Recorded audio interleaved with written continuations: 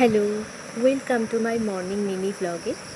তো আজকে সম্পূর্ণ অন্য একটা লোকেশানে আমি চলে এসেছি। বাড়ি থেকে বেশ আমার অনেকটাই ডিস্টেন্সে চলে এসেছি।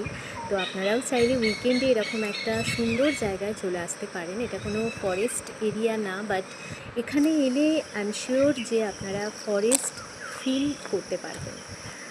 এটা যারা কাছাকাছি থাকেন তারা চিনবেন যে হিন্দমটরের বিড়লা মন্দিরের কাছাকাছি সংলগ্ন যে এরিয়াটা, সেই এরিয়ার সেই রাস্তার মধ্যে কিন্তু এইরকম একটা মনোরম পরিবেশ আছে, যেটা আপনারাও প্রত্যক্ষ করতে পারছেন। ভীষণ সুন্দর এর পরিবেশ, ঝিঝির ডাক, পাখির ডাক জায়গাটাকে আরও সুন্দর করে তুলেছে, রহস্যময় করে তুলেছে।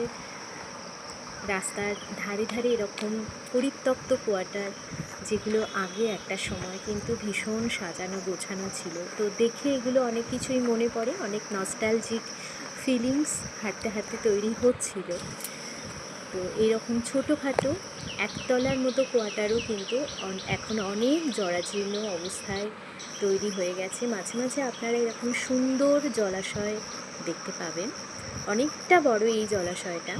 এখানে মাছ চাষ, ভেড়ি আর ছোটোখাটো ডিঙিও আছে। খুব খুব সুন্দর। আর রাস্তার ধারে এরকম যদি আপনারা ফুল দেখতে পান তাহলে তো খুবই ভালো লাগবে। এটা রাস্তার মধ্যে একটা বড় গাছ পড়েছিল, যার গুঁড়িটা ওপরানো আমি দেখতে পেলাম।